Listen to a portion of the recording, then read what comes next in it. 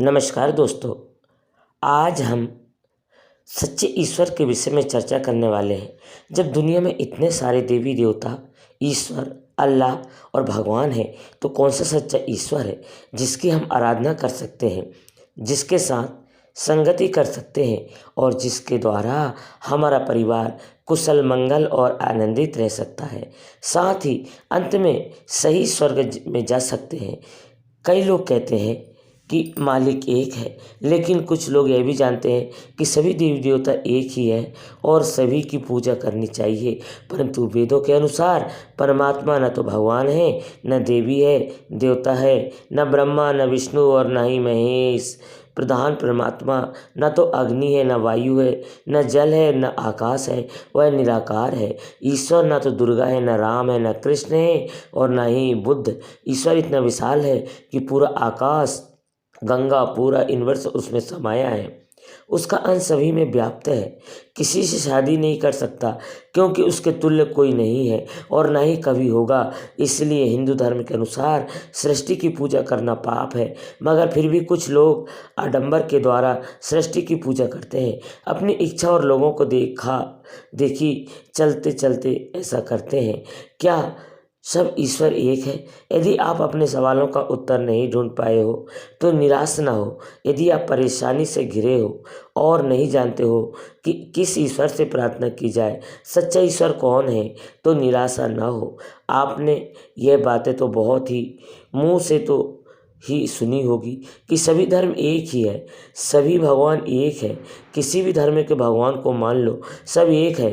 यदि यह विचारधारा सही है तो फिर हमें एक इंसान की परेशानियां खत्म हो जानी चाहिए, क्योंकि सभी किसी न किसी भगवान में आस्था रखते हैं। पूजा पाठ, भक्ति, साधना, कीर्तन, जागरण, इस देश में हर एक व्यक्ति किसी न किसी ईश्वर की साधना तो करता ही है। और इस देश में 333 करोड़ देवी देवता है और हमारे देश के लोग इनमें से किसी न किसी पर आस्था तो रखते ही हैं और कुछ तो डर के कारण भगवान की पूजा पाठ करते हैं, कहीं इनका प्रकोप उन पर ना पड़े। इंसान और ईश्वर का रिश्ता क्या, इंसान और भगवान का रिश्ता बस लेने देने तक ही है। हम उनको भक्ति साधना करेंगे और वह हमारी रक्षा करेंगे, हमें आशीर्वाद देंगे, बिगड़े काम बनाएगा। क्या यह सच्चाई सच्चे ईश्वर की है या फिर विचार धारणा हमारे समाज की है, जिसने सच्चे ईश्वर की परिभाषा अपने लिए पहले से बनाकर रखी है? ज़रा सोचिए इस बात को। यदि सच्चा है, ईश्वर भला है और हमसे प्यार करते हैं, तो कैसे वह हम पर क्रोध कर सकते हैं? यदि ईश्वर हमसे प्रेम करते हैं तो कैसे हमें दंड दे सकते हैं? क्या उनका मनुष्य के ऊपर करना और दंड देना उन्हें सच्चा ईश्वर बनाता है, या फिर उस सच्चे ईश्वर से हमारा आमना सामना हुआ ही नहीं है? हमने सच्चे ईश्वर को कभी सुनने की कोशिश ही नहीं की है। ईश्वर का सत्य क्या है? सत्य यह है कि एक सच्चा ईश्वर है जिसने आकाश और पृथ्वी को बनाया और केवल मनुष्य को अपने स्वरूप में बनाया। जी हाँ, ईश्वर हमसे प्रेम करते हैं और केवल मनुष्य को ही उसने अपने स्वरूप में रचा है। इसलिए हमारा स्वभाव जानवरों, पक्षियों, पेड़ पौधे जैसा नहीं है, क्योंकि हम परमेश्वर के स्वरूप में रचे गए हैं। ईश्वर भला है और करुणामय है और जिसने उनको खोजते हैं वह उसे पाते हैं। जी हाँ, वह आपसे प्रेम करता है और आप लेने देने से कहीं अधिक आपके साथ एक रिश्ता चाहता है। आप सोच रहे होंगे कि ईश्वर हमसे प्रेम करता है और मनुष्य के साथ रिश्ता चाहता है, तो हमारे जीवन में दुख, तकलीफ, परेशानियाँ, हादसे क्यों होते हैं? अच्छे लोगों के साथ बुरा क्यों होता है? पर सच तो यह है कि इन सब बुराइयों के पीछे ईश्वर नहीं बल्कि शैतान है। आप जो किसी का भी भला नहीं करना चाहते, जो आपकी आशीष को चुराता है, घात करता है, हत्या करता है।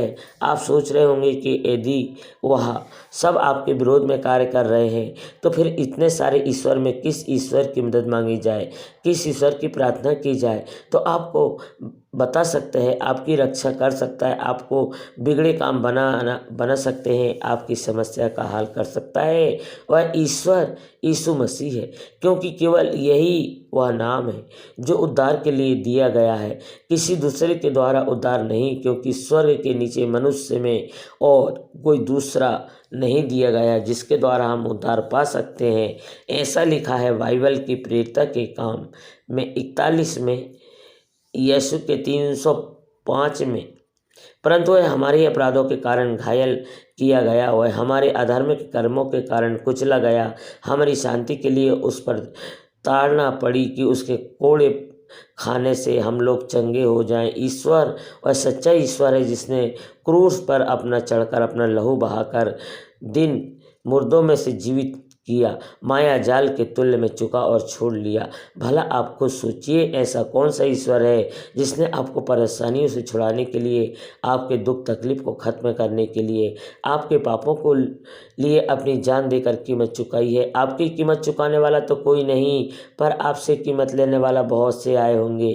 केवल यीशु मसीह ही है जिसने क्रूस पर मरकर अपने प्रेम को हमारे लिए प्रकट किया। और यीशु को आप एक बार परख के देखें कि वह कितना भला है। आप खुद जानेंगे सत्य को, और सत्य आपको आज़ाद करेगा। प्रिय स्वर्गीय पिता, मैं आपकी स्तुति करता हूँ और आपको नमस्कार दोस्तों।